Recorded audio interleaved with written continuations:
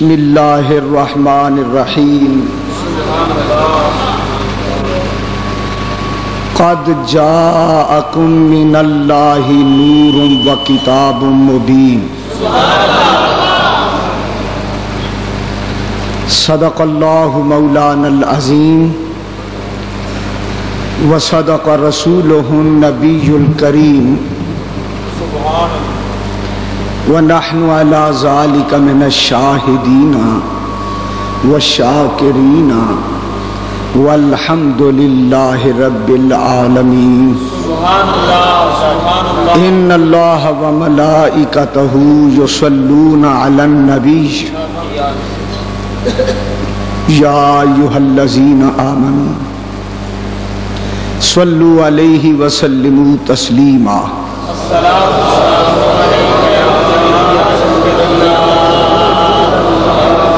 الصلاة والسلام علیکہ یا سیدی یا رسول اللہ وعلی آلک و صحابک یا سیدی یا حبیب اللہ۔ حمد و صلاۃ کے بعد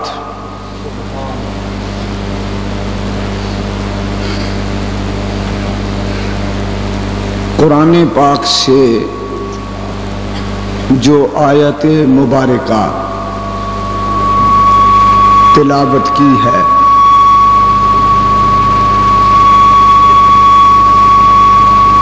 اس کو آیت نور کہتے ہیں۔ سبحان اللہ سبحان اللہ سبحان اللہ سبحان اللہ۔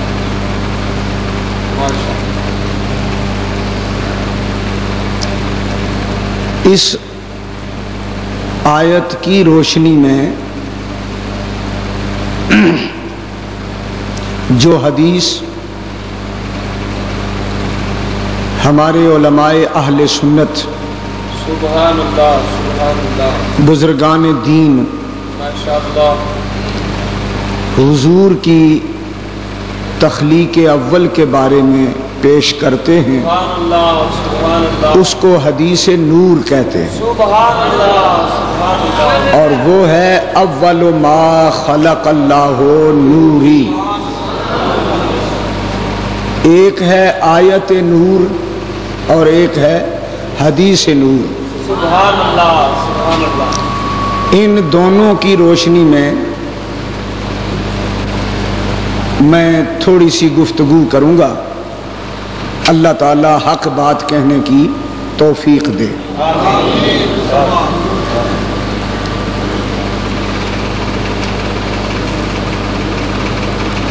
اللہ تعالی نے قرآن پاک میں واضح طور پر ارشاد فرمایا، اے لوگو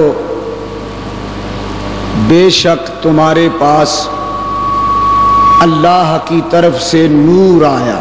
سبحان اللہ ماشاءاللہ ماشاءاللہ۔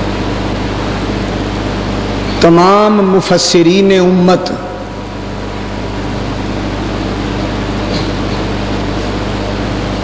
اس آیت کی تفسیر میں لکھتے ہیں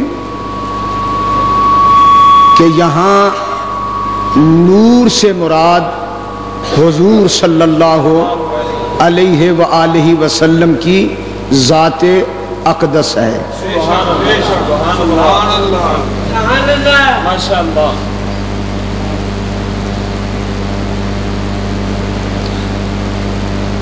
اور حضور علیہ الصلاۃ والسلام کو نور کہنے میں، نور ماننے میں کوئی عقلی، نقلی، شرعی استحالہ نہیں۔ سبحان اللہ۔ آپ کا نور ہونا حقیقت کے اعتبار سے ظاہر ہے، ثابت ہے، سبحان اللہ متحقق ہے، سبحان اللہ اور ساری امت نے اس پر اتفاق کیا ہے۔ سبحان اللہ۔ حضور کو نور کہنا شرک نہیں، سبحان اللہ۔ کیونکہ نور مخلوق کا ایک درجہ ہے۔ سبحان اللہ سبحان اللہ۔ چاند سورج ستارے نور ہیں، بے شک فرشتے اور حوریں نور ہے۔ نور ہیں، تو حضور بھی نور ہیں۔ سبحان اللہ۔ معلوم ہوا نور ہونا مخلوق کا ایک درجہ ہے۔ واہ واہ۔ شرک تو تب ہو جب نور ہونا صرف خالق کی شان ہو سبحان اللہ سبحان اللہ۔ اور مخلوق کے لیے نور ہونا ثابت کیا جائے ماشاءاللہ۔ تو پھر شرک ہو جاتا ہے۔ واہ واہ۔ لیکن اللہ تبارک و تعالیٰ تو نور کا خالق ہے، سبحان اللہ۔ نور تو اس کی مخلوق ہے، ماشاءاللہ سبحان اللہ۔ لہذا حضور مخلوق کے درجے میں نور ہیں، سبحان اللہ۔ اللہ کے شریک نہیں۔ نہیں ہو سکتے کیونکہ نور اللہ کی مخلوق ہے۔ سبحان اللہ سبحان اللہ۔ جیسا کہ حضور علیہ الصلوۃ والسلام نے اس کی خود وضاحت فرما دی، اول ما خلق اللہ نوری، جو چیز اللہ نے سب سے پہلے پیدا کی وہ میرا نور تھا۔ سبحان اللہ۔ تو اس حدیث سے حضور کے نور کا مخلوق ہونا ثابت ہوا۔ سبحان اللہ سبحان اللہ۔ تو یہی ہمارا عقیدہ ہے کہ حضور مخلوق ہیں، نور ہیں، سبحان اللہ۔ لیکن سب نوروں میں حضور کا نور منفرد ہے، سبحان اللہ ممتاز ہے، سبحان اللہ بے مثال ہے، سبحان اللہ اس طرح کہ آپ نور اول ہیں، سبحان اللہ ماشاءاللہ ماشاءاللہ باقی نور بعد میں بنے، ماشاءاللہ پہلا نور آپ ہیں۔ مخلوق کے درجے میں پہلا نور حضور ہیں، بولو پہلا نور، پہلا نور حضور ہیں۔ سبحان اللہ سبحان اللہ ماشاءاللہ۔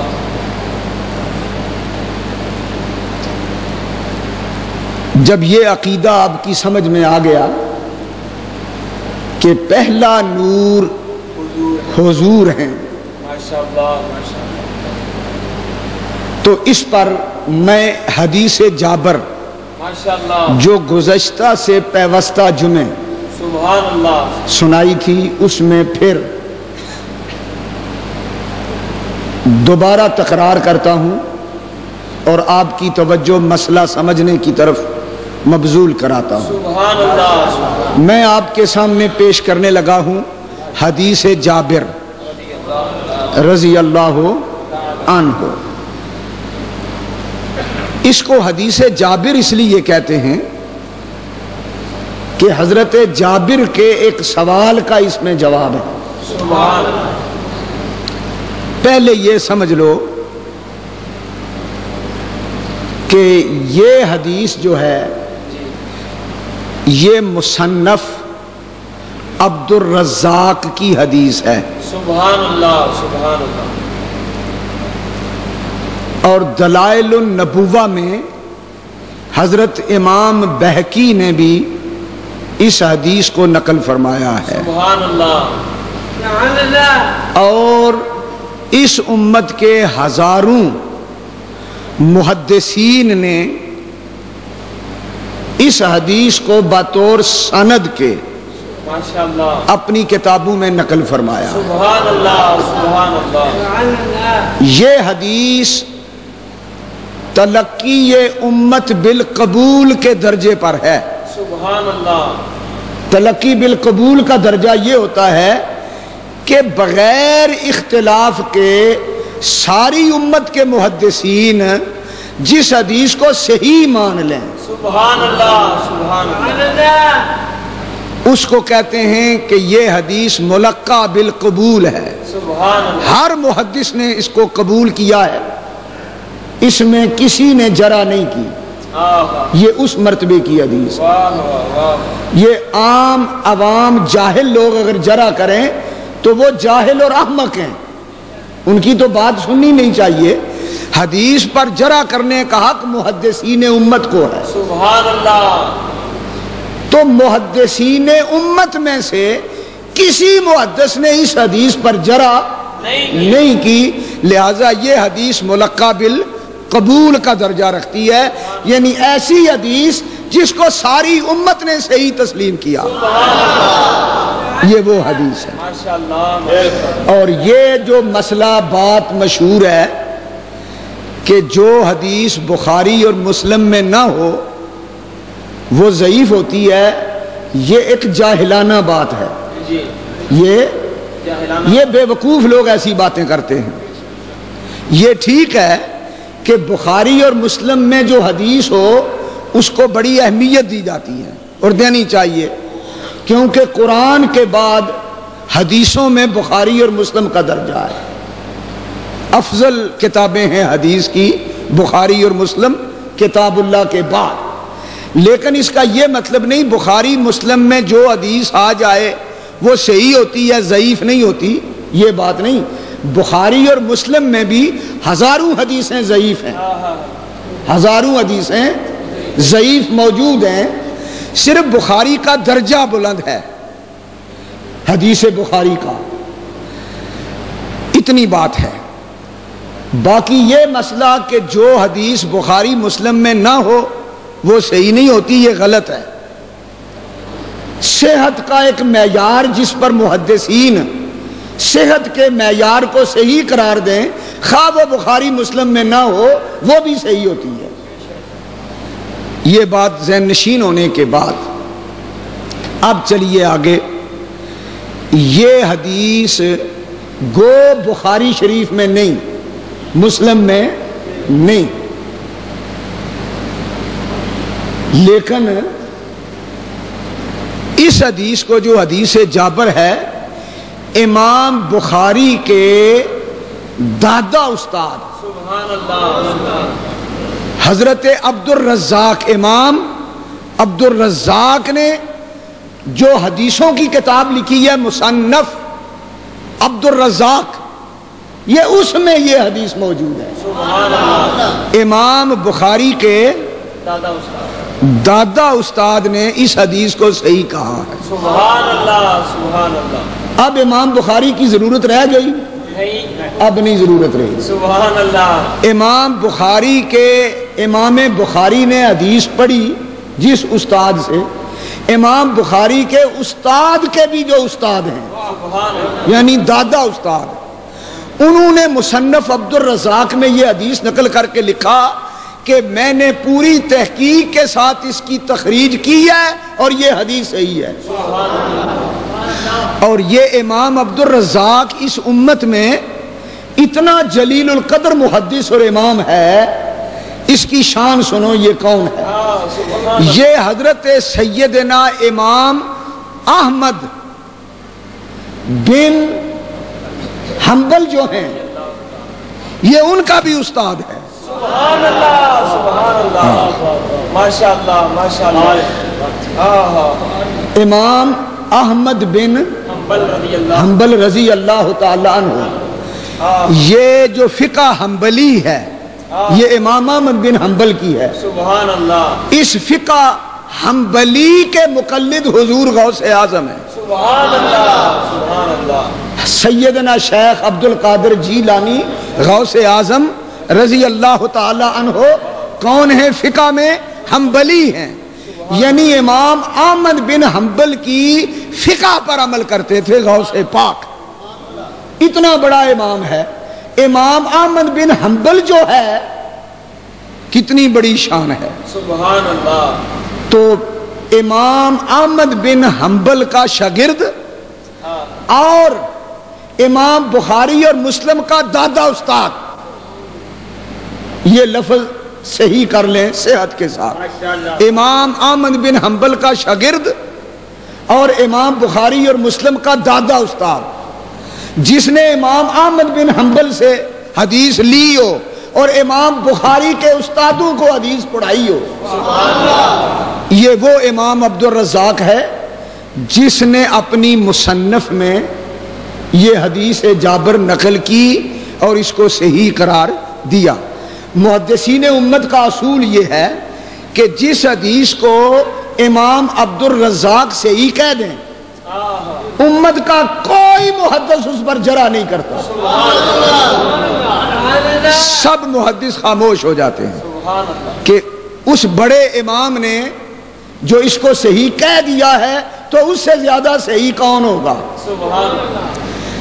اور پھر امام بہقی اس امت کے اندر جلیل القدر محدث ہیں، محدثین کے امام اور استاد۔ حضرت امام بہقی نے دلائل النبوہ حدیث کی کتاب لکھی، حدیثیں جمع کی، اس کے اندر بھی یہی حدیث جابر نقل کر کے اس کو صحیح لکھا۔ سبحان اللہ۔ آگے اتنے حوالے ہیں کہ اگر آپ کتابیں گنتے جائیں تو میں سینکڑوں کتابوں کے نام گنوا سکتا ہوں محدثین کی جن میں یہ حدیث منقول ہے۔ بس اتنی بات کے بعد حدیث جابر کیا ہے؟ حضرت جابر رضی اللہ تعالیٰ عنہ نے حضور کی بارگاہ میں سوال پیش کیا، اخبرنی ان اول شیء خلقہ اللہ تعالی قبل الاشیاء۔ حضور میرا سوال یہ ہے، آپ آج ہمیں بتائیں کہ اللہ تعالیٰ نے جب مخلوق بنانی شروع کی تھی تو سب سے پہلے کس کو بنایا تھا؟ حضرت جابر نے یہ سوال کیا۔ کیسا سوال ہے؟ حضور سے پوچھتے ہیں صحابی حضرت جابر، اخبرنی ان اول شیء خلقہ اللہ قبل الاشیاء، اللہ نے سب سے پہلے کس چیز کو بنایا تھا، وہ کیا ہے؟ تو حضور سرور عالم نے جواب دیا، صحابہ کے مجمع میں ان کی موجودگی میں حضور نے ارشاد فرمایا، یا جابرو ان اللہ تعالی خلق قبل کل الاشیاء نور نبیک من نورہ۔ اے جابر، اللہ تعالیٰ نے ساری کائنات سے پہلے تیرے نبی کا نور اپنے نور سے بنایا تھا۔ تیرے نبی کا نور اپنے نور سے بنایا تھا۔ خدا نے اپنے نور سے بنایا، کیوں؟ اور کوئی شے تھی نہیں تو کس سے بناتا؟ خدا ہی خدا تھا، خدا ہی خدا تو تھا، مخلوق تو ابھی بنائی نہیں تھی تو کس شے سے بناتا؟ اپنے نور سے ہی بنایا۔ اور اپنے نور سے بنانے کا مطلب یہ ہے کہ اپنے نور کی تجلی ڈالی۔ یہ معنی نہیں کہ نور کے حصے ٹکڑے ہوئے، اللہ تعالی کا نور حصے بکھرے ہونے سے پاک ہے، بلکہ نور جو ہے وہ ٹکڑے اور اجزاء ہونے سے پاک ہے۔ یہ نہیں کہ پہلے کامل ہو پھر آدھا اس میں کٹ جائے تو ٹکڑے ہو جائیں نور کے، ایسا نہیں ہمارا عقیدہ۔ ہمارا عقیدہ یہ ہے کہ اللہ کے نور سے حضور بنے ہیں، اور اللہ کے نور سے بننے کا یہ مطلب نہیں کہ اللہ کا نور جو تھا اس میں سے جس نور میں الوہیت تھی اس میں سے کچھ حصہ نکال کر حضور کو بنایا تو حضور بھی اللہ بن گئے، معاذ اللہ۔ یہ جاہل لوگوں کی داستانیں ہیں جو ایسی باتیں۔ اس کا مطلب یہ ہے کہ جب اللہ نے تخلیق کا ارادہ کیا تو سب سے پہلے مخلوق بنانے کا ارادہ کیا۔ اللہ کی شان یہ ہے، انما اذا اراد اللہ شیئا ان یقول لہ کن فیکون، جب اللہ کسی شے کو بنانے کا ارادہ کرتا ہے تو شے بن جاتی ہے۔ یہ ہے اس کی شان۔ جب اللہ نے اپنے نبی کو بنانے کا ارادہ کیا تو ادھر ارادہ ہوا، ادھر نور مصطفیٰ جگمگ جگمگ جگمگ کرنے لگا۔ یہ ہے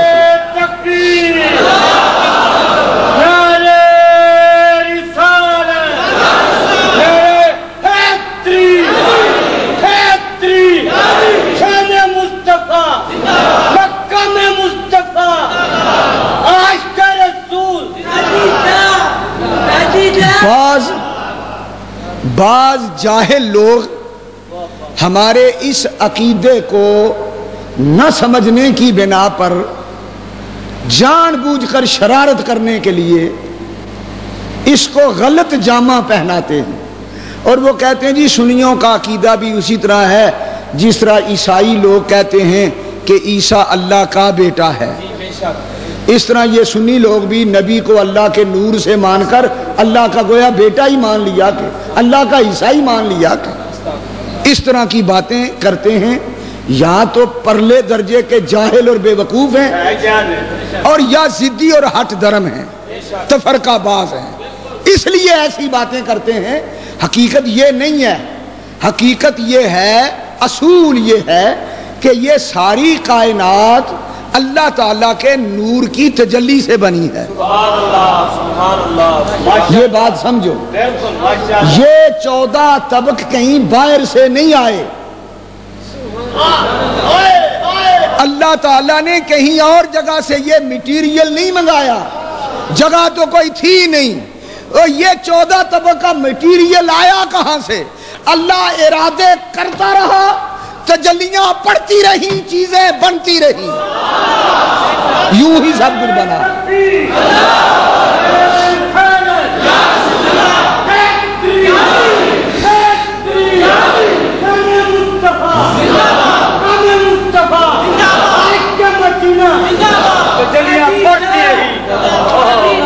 سنو، اللہ ارادے فرماتا رہا مخلوق بنانے کے، اس کے ارادوں کی تجلیاں پڑتی رہی، چیزیں بنتی رہی، تجلیاں پڑ رہی ہیں، چیزیں بن رہی ہیں، یہ سب کچھ اللہ ہی سے بنا ہے۔ اصل راز کی بات میں آپ کو کہہ دوں، اصل راز یہ ہے۔ اب یہاں ایک سوال ہوگا کہ یہ اگر کائنات اللہ کے نور سے بنی ہے تو اللہ کا نور تو پاک ہے، تو اس کائنات میں ناپاک چیزیں بھی ہیں، یہ کہاں سے آ گئیں؟ سمجھے بات کو کہ نہیں سمجھے؟ یہ اعتراض ہے۔ ہاں ہاں ہاں، اللہ کا نور پاک ہے تو یہ ناپاک لوگ پھر کہاں سے آ گئے؟ کافر بھی، عیسائی بھی، یہودی بھی، پھر یہ گندگیاں، یہ غلاظتیں، یہ کہاں سے آ گئیں؟ یہ سوال کرتے ہیں۔ ہم ان سے صرف اتنا پوچھتے ہیں، صرف اتنا پوچھتے ہیں کہ درخت کا بیج، درخت کا بیج جب زمین میں پھینکتے ہو، سمجھے بات، اس سے درخت بنتا ہے، پھل تو لگے میٹھے میٹھے، یہ کانٹے کہاں سے آ گئے؟ یہ کانٹے کہاں سے آ گئے؟ یہ بیج میں تھے، یہ پھل کہاں سے آ گیا؟ وہ بیج میں تھا۔ معلوم ہوا کہ بیج جو ہے اس میں تو کانٹا کوئی نہیں تھا، لیکن اس بیج نے جب اپنا ظہور کیا، ظاہر ہونے لگا، تو اس بیج کی تاثیروں میں کہیں کڑواہٹ آ گئی، کہیں مٹھاس آ گئی، کہیں پھول لگ گئے، کہیں کانٹے لگ گئے۔ بیج جو ہے وہ کانٹا ہے؟ نہیں۔ بیج خود پھول ہے؟ نہیں۔ بیج خود میٹھا ہے؟ بیج خود کڑوا ہے؟ نہیں۔ یہ اس کے ظہورات ہیں، یہ بیج کی تجلیاں ہیں۔ اب سنو، کسی کو ہدایت دینا یہ بھی اللہ کی تجلی ہے، کسی کو گمراہ کرنا یہ بھی اللہ کی تجلی ہے، کسی کو اسلام دینا یہ بھی اللہ کی تجلی ہے، کسی کو کفر دینا یہ بھی اللہ کی تجلی ہے۔ اللہ کی تجلیوں کی حد کوئی نہیں. اس کی تجلیاں جمالی بھی ہیں جلالی بھی ہیں. جہاں جمال ظاہر ہوتا ہے وہ بھی اسی کی تجلی سے, جہاں جلال ظاہر ہوتا ہے وہ بھی اسی کی تجلی سے. بس یوں سمجھ لو کہ اچھے لوگ یہ اللہ کے جمال کی تجلی سے چمکے, برے لوگ اللہ کے جلال کی تجلی سے بنے.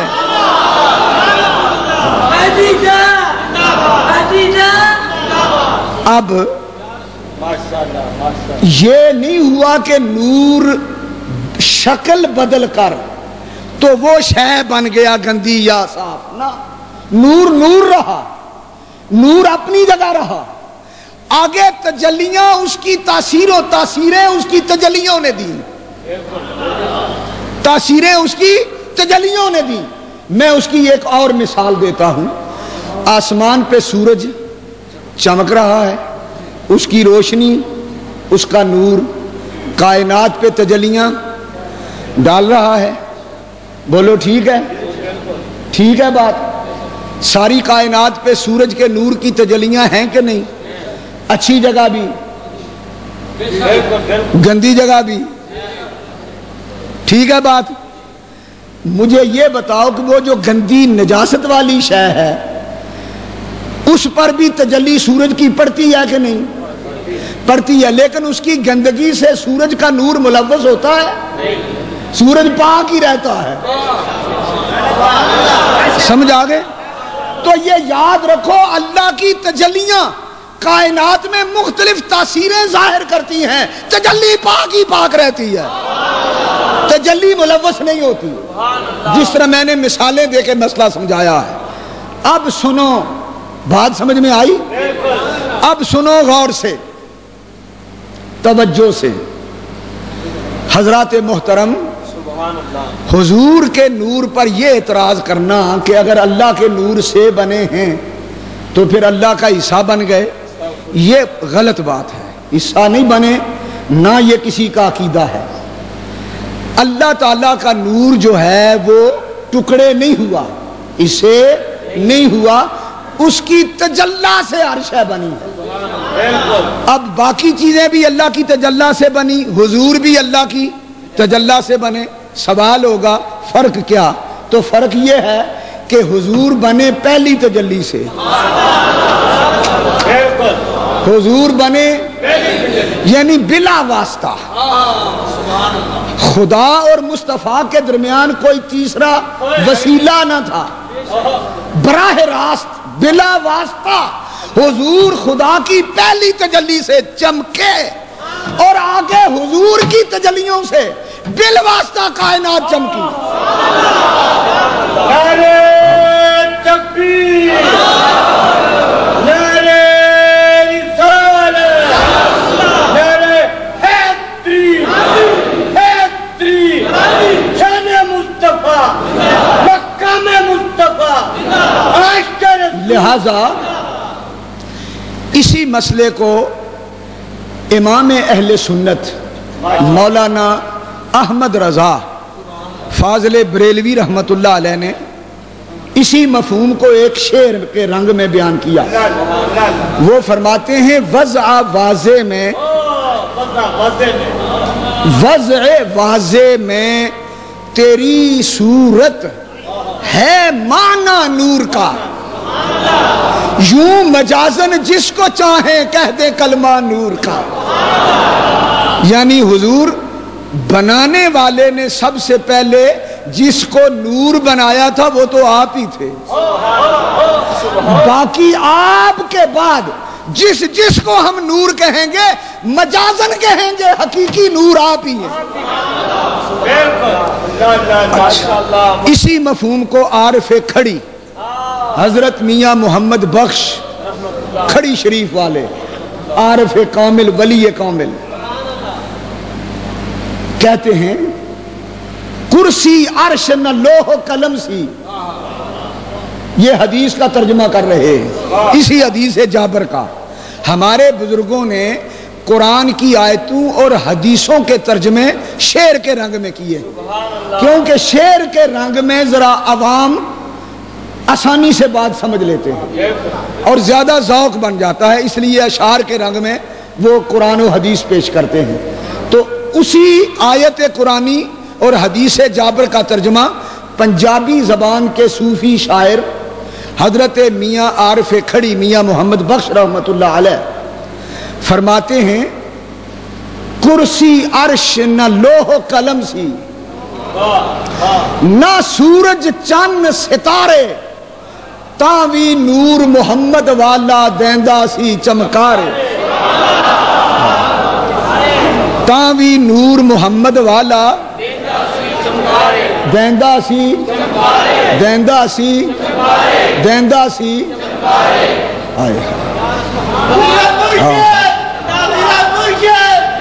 پھر فرماتے ہیں نور محمد روشن آہا آدم جدو نہ ہویا، نور محمد روشن آہا آدم جدو نہ ہویا، اول آخر دوویں پاسے اوہی مل کھلویا۔ اول آخر یعنی حضور اول بھی ہے آخر بھی ہیں، تخلیق میں پہلے بھی بنے، ظہور میں سب نبیوں کے بعد آئے۔ نور محمد روشن آہا آدم جدو نہ ہویا، اول آخر دوویں پاسے اوہی مل کھلویا۔ دوویں پاسے اول آخر دوویں پاسے۔ پھر آگے آپ لکھتے ہیں حضرت میاں محمد عارف کھڑی رحمت اللہ علیہ ماتے ہیں کہ اللہ کے نور سے تو حضور اول بنے، پھر اس کے بعد کہتے ہیں سارے نور اسے دے نوروں،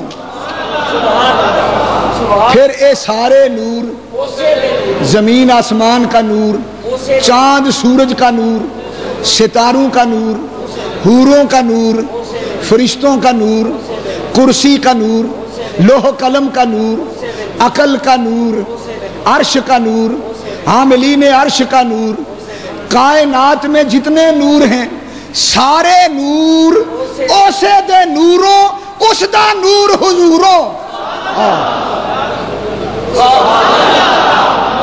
مزے بھی لیا کرو، یہ دنیا کے خیالات سے، دنیا کے جمیلوں سے کبھی باہر آ جایا کرو، بالکل فارغ ہو کے بیٹھا کرو۔ بر پشم کلندر دنیا جائے جہنم میں، یار کے ساتھ لو لگاؤ، مجھے فکر دو عالم سے کر دیا آزاد، خدا میرے جنوں کا سلسلہ دراز کرے۔ دنیا کی فکر سے یہ جو جمعہ پڑھنے آتے ہو نا، بعض لوگ بس یہی سوچتے رہتے ہیں جلدی دنیا کی طرف واپس بھاگیں۔ میں آپ سے یہ التماس کرتا ہوں، درخواست کرتا ہوں، جب جمعے کے لیے آؤ تو فکر دو عالم سے آزاد ہو کر آیا کرو۔ تمہاری نگاہوں میں، تمہارے دلوں میں، تمہارے دماغوں میں، تمہارے خیالوں میں بس مدینے والا بستا رہے اور کوئی فکر نہ رہے۔ یہ ہے فیض۔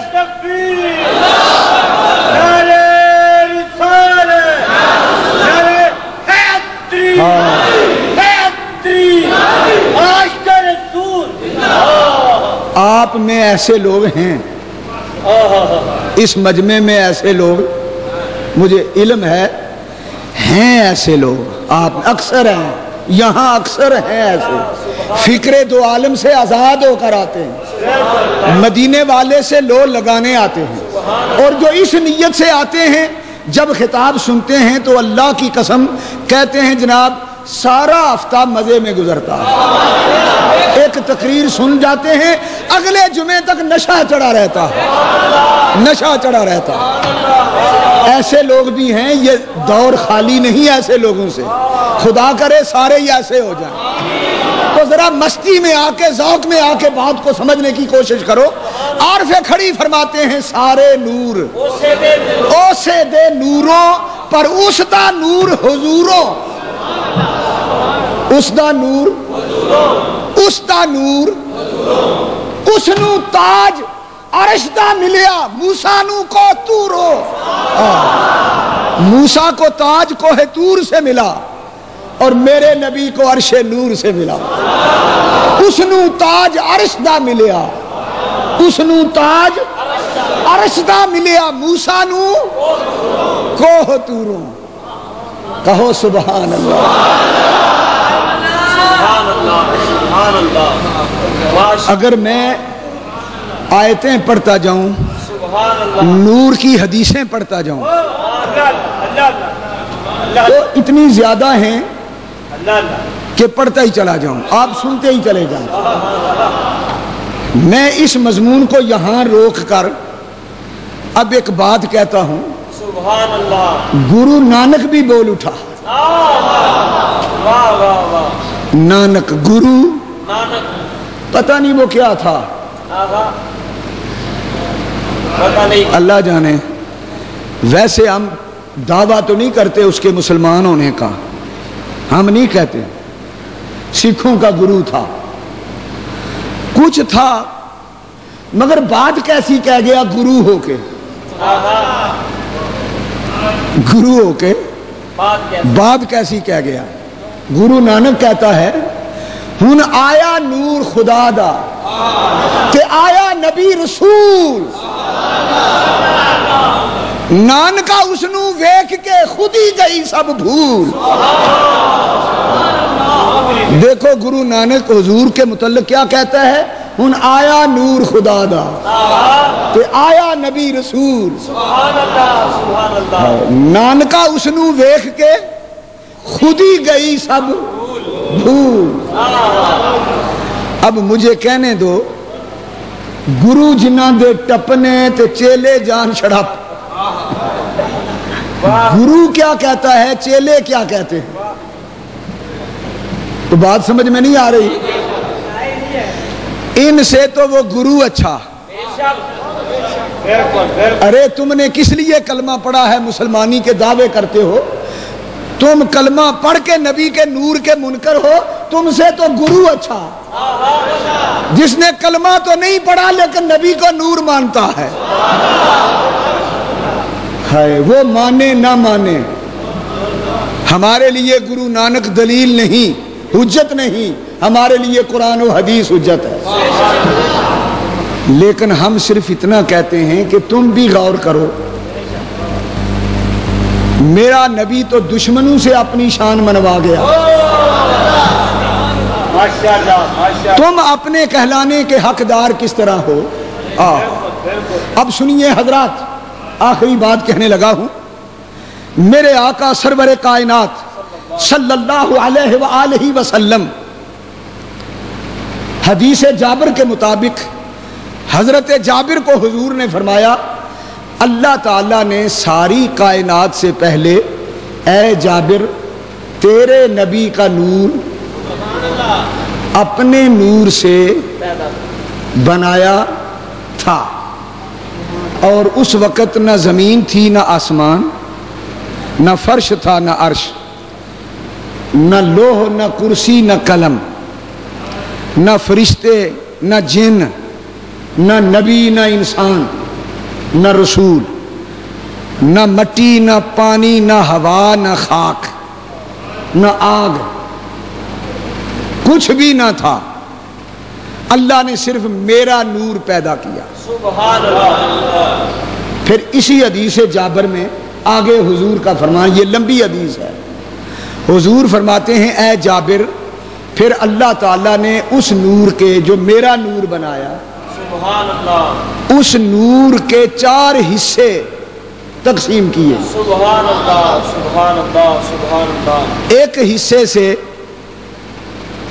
قلم بنائی، سبحان اللہ، ایک سے لوح بنائی، سبحان اللہ، ایک سے عرش بنایا، سبحان اللہ، باقی چوتھا حصہ جو ہے اس سے پھر 4 حصے کیے۔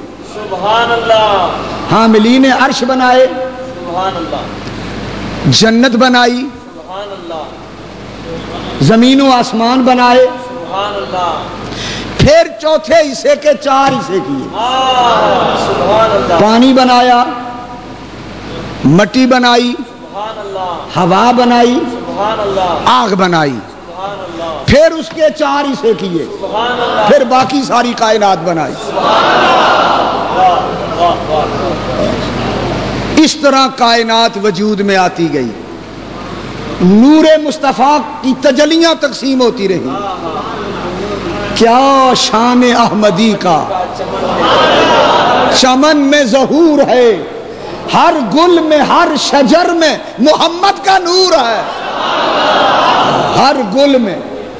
یہ شعر بالکل اس حدیث کا ترجمہ ہے، ہر شے حضور کے نور سے بنی، ہر گل میں ہر شجر میں محمد کا نور ہے، ہر گل میں ہر شجر میں محمد کا نور ہے۔ جب اللہ نے چاہا سبحان اللہ کہ میں اس نور کو کسی صورت میں ظاہر کروں، اب سلسلہ آگے چلا ہے۔ جب اللہ نے چاہا کہ اس نور محمدی کو میں کسی صورت میں ظاہر کروں، کیونکہ بے صورتی میں تو ظاہر ہوتا نہیں، کسی صورت سے ظاہر ہوگا، تو اس کو کس صورت سے ظاہر کروں؟ سبحان اللہ سبحان اللہ۔ اب اللہ تعالیٰ کی مشیت اور اس کی قدرت کے تماشے دیکھو۔ اللہ تعالیٰ نے اس نور کو صورت کے لباس میں لانے کا جب ارادہ کیا تو سب سے پہلے وہ نور بشکل عمود، بشکل عمود اللہ کی بارگاہ میں قیام میں کھڑا ہوا۔ سبحان اللہ۔ عمود کہتے ہیں ستون کو، یہ لکڑی کا ستون چھت کے نیچے جو لگایا جاتا ہے، ستون کی شکل میں وہ نور ستون کی صورت میں آیا۔ علماء نے تو لکھا نا ستون، اور صوفی کہنے لگے الف، نہیں سمجھے؟ صوفیوں کی بولی بھی بولتا چلوں نا، کیونکہ ہم صوفیوں کے ماننے والے ہیں۔ سبحان اللہ سبحان اللہ۔ صوفی کہتے ہیں کہ پہلے صورت الف میں آیا، یعنی صوفی یہ بتانا چاہتے ہیں احد سے احمد بشکل عمود، بشکل بشکل، سنو سنو غور سے، پہلے الف بنا، الف کی صورت عمود ستون کی صورت میں نور محمدی نے قیام کی حالت میں اللہ کی تسبیح پڑھی۔ اے بنانے والے تیرا شکریہ۔ پھر رکوع، پھر رکوع کی صورت میں رکوع کی ہے بنی، ہاں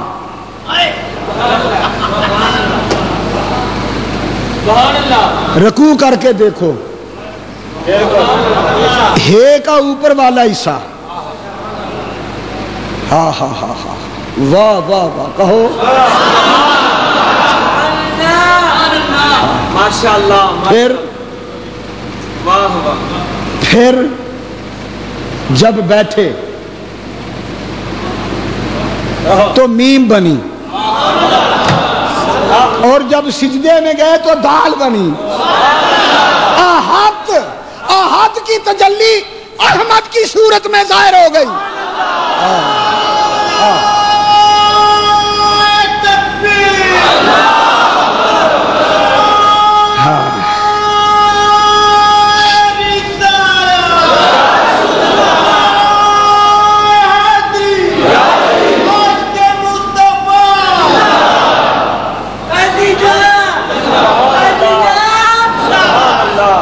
سبحان اللہ ماشاءاللہ۔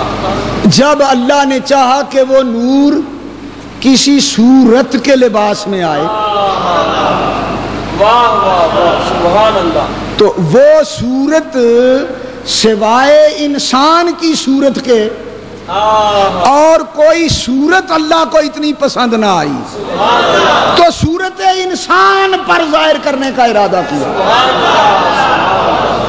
صورت انسان پر ظاہر کرنے کا جب رب نے ارادہ کیا، ہائے لوگ احد اور احمد اس کا فلسفہ نہیں سمجھتے، جاہل لوگ کہتے ہیں دیکھو جی سنی کہتے ہیں احد احمد بن کے آیا، غلط، احد احد ہے، احمد احمد ہے، احد خالق ہے، احمد مخلوق ہے، احد احد خالق ہے، احمد مخلوق ہے، احد خدا ہے، احمد مصطفیٰ ہے۔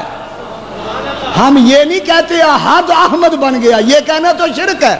ہم کہتے احد نے جب اپنی پہلی تجلی پھینکی تو نور محمد بنا، جب نور محمد کو احد نے کسی صورت میں ظاہر کرنا چاہا تو احد کی تجلی سے احمد کی صورت بنی، یہ کہتے ہیں۔ تجلی پڑی تو صورت احمد بن گئی، صورت تو پھر خواجہ غلام فرید رحمت اللہ علیہ بولے سبحان اللہ، احد احمد سبحان اللہ، احد، سنو غور سے،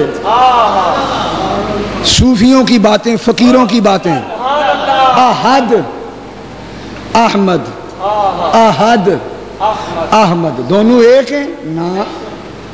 نا احد احمد احمد وچ میم مروڑی،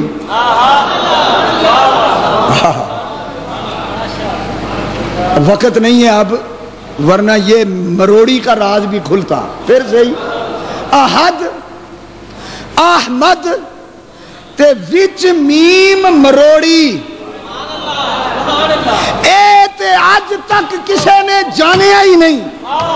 رانجھا روپ وٹا کے آیا کھیڑی، بنا ہیر دے کسے پچھانیا ہی نہیں۔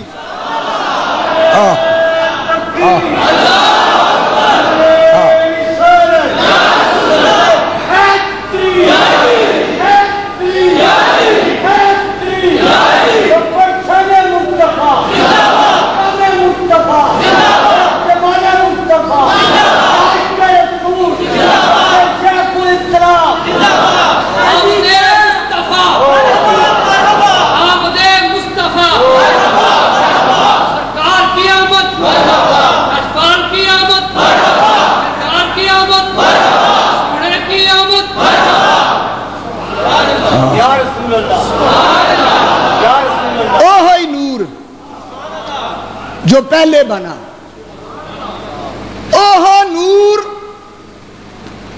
آیا بشکل بشری اور بنا صدیق دے کسے پچھانے آئی نہیں، بنا صدیق دے کسے لم یعرفنی حقیقتاً غیر ربی، حقیقت مصطفیٰ کو کون پہچان سکتا؟ حضرات جب اللہ نے چاہا کہ اس نور اول کو میں اپنے نور اول کو کسی صورت میں ظاہر کروں تو اللہ تعالیٰ نے اس کو صورت کے لباس میں بھیجنا شروع کیا، کبھی الف بن کر، کبھی ہا بن کر، کبھی میم بن کر، کبھی دال بن کر۔ یہ اوپر والی صورت تھی، عالم وجوب سے مطابقت رکھنے والی۔ جب عالم امکان کی طرف تو پھر کبھی میم کی صورت، کبھی ہے کی صورت، پھر میم کی صورت، پھر دال کی صورت۔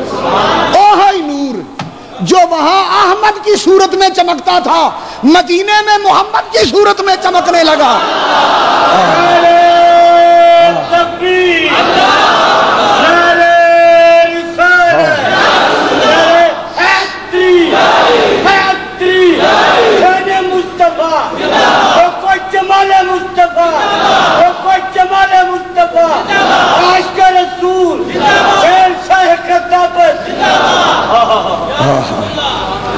حقیقت احمدیہ کا تعلق اس دیش سے ہے، حقیقت محمدیہ کا تعلق اس دیش سے ہے۔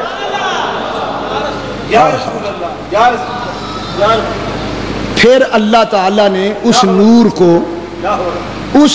کو صورتوں میں ظاہر کرنا شروع کیا۔ سبحان اللہ، سبحان اللہ۔ پہلے عرش کی قندیل میں چمکایا، قندیل بنا کے، پھر اگلی صورت میں جلوہ گر کیا، حجاب عظمت کے پاس ایک ستارہ نور کی صورت میں۔ ایک دن حضور نے جبریل سے پوچھا، جبریل تمہاری عمر کتنی ہے؟ ماشاءاللہ ماشاءاللہ۔ کہا حضور کچھ یاد نہیں، عمر کا معاملہ یاد نہیں۔ فرمایا کچھ یاد کرو۔ سوچ سوچ کے جبریل نے کہا جب اللہ نے مجھے بنایا تھا تو میری پہلی نظر جب اٹھی تو حجاب عظمت عرش سے اوپر حجاب عظمت پر نظر پڑی تو وہاں ایک ستارہ چمک رہا تھا۔ مجھے اتنا یاد ہے، جبریل کہتے ہیں مجھے اتنا یاد ہے، پہلی نظر پڑی، پہلی نظر، جبریل کہتا ہے وہ ستارہ اتنا خوبصورت تھا کہ میں اس پہ عاشق ہو گیا۔ جو ہی میں عاشق ہوا وہ ستارہ غائب ہو گیا۔ 70,000 سال تک میں اس کی انتظار میں بیٹھا۔ سبحان اللہ سبحان اللہ سبحان اللہ۔ وہ 70 سال نہیں، 70,000 سال۔ جبریل کہتا ہے سبحان اللہ۔ حضور مسکرائے، فرمایا اچھا 70,000 سال کے بعد پھر کیا ہوا؟ کہا پھر چمکا وہ ستارہ، میں نے پھر دیکھنا شروع کر دیا، پھر غائب ہو گیا۔ میں پھر 70,000 سال انتظار میں بیٹھا رہا، پھر چمکا، پھر دیکھا، پھر 70,000 سال غائب ہو گیا۔ حضور مجھے اتنا یاد ہے میں نے 72,000 مرتبہ اس کو دیکھا، 72,000 مرتبہ۔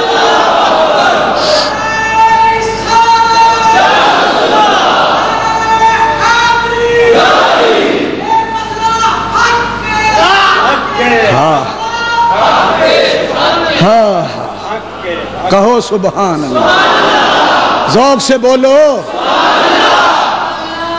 اب گنتی آپ جا کے کرتے رہنا، یہاں گنا تو دیر لگ جائے گی۔ 70,000 سال کے بعد ایک دفعہ طلوع ہوتا تھا، 72,000 بار دیکھا ہے۔ کتنا عرصہ ہوا؟ اللہ جانے۔ حضور مسکرائے، جبریل نے سوچا ہو نہ ہو کوئی راز ضرور ہے۔ حضور مسکراتے کیوں ہو؟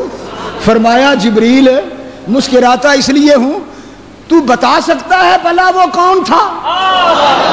کہا مجھے کیا پتا، مجھے تو اتنا پتا ہے میں اس کا عاشق و شیدا ہو گیا۔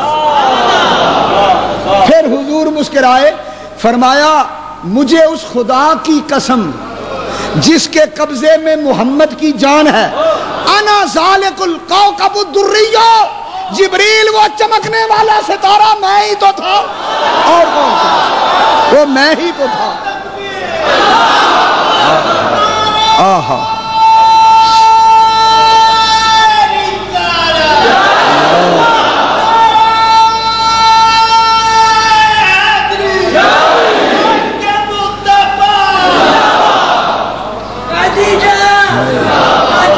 اب کوئی کیا بتائے، کیا سمجھائے، کوئی کیا کہے، بات کہاں چلی گئی؟ اس کی حقیقت کا تو جبریل کو پتہ نہ چلا۔ آئے ہائے، یہ مولوی لوگ کیا سمجھیں گے؟ یہ فتوے لگانے والوں کو کیا پتہ چلے گا؟ حقیقت مصطفیٰ کیا ہے؟ حضرات پھر سنو، یہ بڑی لمبی داستان ہے۔ میرے نبی کی عمر کتنی ہے یہ بڑی لمبی داستان ہے، میں ایک جملہ کہتا ہوں۔ میرے نبی کی عمر صبح ازل سے لے کے شام ابد تک ہے۔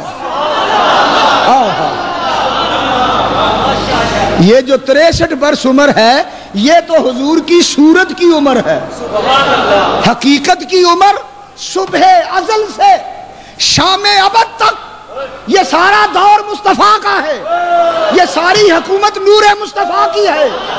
رخ تنویر صبح ازل ہے، زلف ابد کی کالی رات،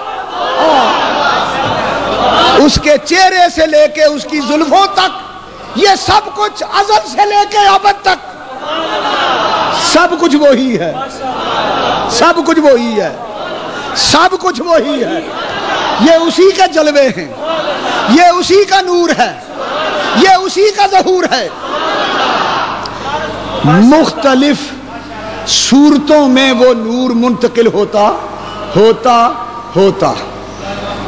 اللہ نے آدمی کو، انسان کو اشرف المخلوقات اس لیے بنایا کہ یار کو اس صورت میں بھیجنا تھا، اس صورت میں یار کو بھیجنا تھا۔ اس صورت کی شان پہلے بڑھائی، شان یوں بڑھائی، پہلے فرشتے بنائے، پھر مٹی سے آدمی بنایا، آدم بنا کے اس کی شان بڑھانے کے لیے اس میں اپنی روح رکھی۔ سبحان اللہ۔ اس صورت میں مٹی دا بنا کے بت آپ ہی بچ آ گیا۔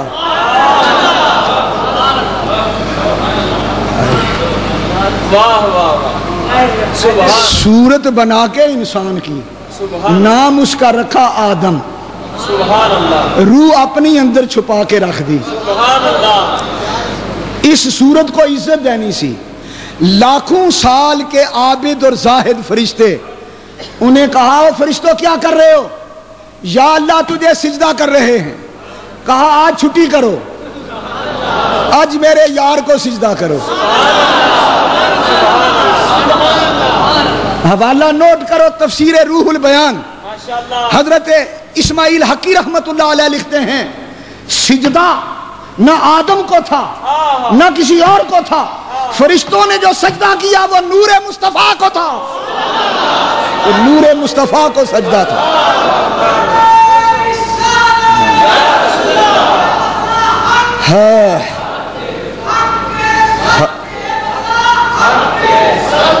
سبحان، یہ نوجوان بچہ دیکھو کیا کہہ رہا ہے، یہ عشق رسول میں دیوانہ ہو گیا۔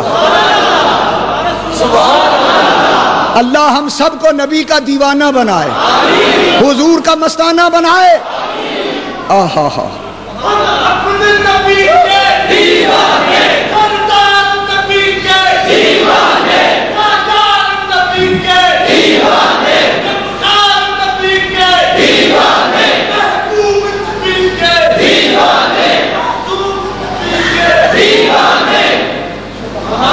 زبان حال سے کہتے تھے آدم، جسے سجدہ ہوا وہ میں نہیں تھا،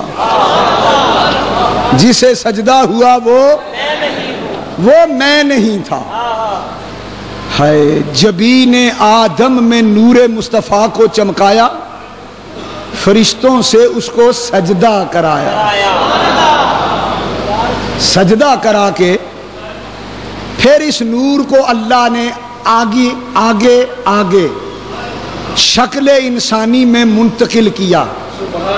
آدم سے شیش، شیش سے انوش، انوش سے مہلائیل، مہلائیل سے یارد، یارد سے ادریس، ادریس سے متوشلق، متوشلق سے لامک، لامک سے نو، ارفخشد، پھر نو، پھر آگے، پھر چلتے چلتے غور کرنا ذرا، میں سارے نام نہیں گن رہا، موٹے موٹے، ابراہیم، اسماعیل، ان صورتوں کو معزز بناتا چلا گیا، نور ان صورتوں کو چمکاتا چلا گیا، ان صورتوں کی عزت بناتا چلا گیا۔ چلتے چلتے چلتے کبھی شکل موسیٰ، کبھی شکل عیسیٰ، کبھی یوسف محلقہ بن کے آیا، کبھی یوسف محلقہ بن کے آیا۔ بہت گل کھلے تھے مگر اس چمن میں بہار آئی جب مصطفیٰ بن کے آیا۔ ماشاءاللہ ماشاءاللہ. ادھر اللہ تعالیٰ اپنے محبوب کو دورہ کرا رہا ہے نسل آدم کی بہترین پشتوں میں, سبحان اللہ صلب آدم کی پشتوں میں, نسل آدم کے بہترین رحموں میں. سبحان اللہ. ادھر قرآن میں اللہ نے اعلان کر دیا وَتَوَكَّلْ عَلَى اللَّهِ الْعَزِيزِ الْكَرِيمِ الَّذِي يَرَاكَ حِينَ تَقُومُ وَتَقَلُّبَكَ فِي السَّاجِدِينَ. محبوب جب آپ آدمیوں, مردوں, عورتوں کے پشتوں, رحموں میں دورہ کر رہے تھے, الذی یراک حین تقوم, میں تمہیں دیکھ رہا تھا, وتقلبک فی الساجدین, اور جب آپ ایک پشت سے دوسری پشت میں جاتے تھے, ایک رحم سے دوسرے رحم میں جاتے تھے, فی ساجدین, میں خدا ہو کے گواہی دیتا ہوں کہ ہر پشت اور ہر رحم ساجدین کا تھا. وہ سارے مومن تھے جن میں تو نے دورہ کیا, ان میں کوئی مشرک, ان میں کوئی کافر. یہ قرآن کی گواہی ہے. معلوم ہوا آدم سے لے کر عبداللہ تک, حوا سے لے کر آمنہ تک سارے پاک ہیں. یہ قرآن کی گواہی ہے. ان میں کوئی کافر, کوئی کافرہ, کوئی مشرک, کوئی مشرکہ نہ تھا. یہ سب مومنین ہیں, جنتی ہیں. جہاں جہاں سے حضور نے دورہ کیا, پھر 12 ربیع الاول کی صبح کو وہ نور صورت انسانی میں پیکر نور بن کر یوں آیا, کرم بن کر, ادا بن کر, وفا بن کر, عطا بن کر. خدا کا نور اترا لا مکان سے مصطفیٰ بن کر.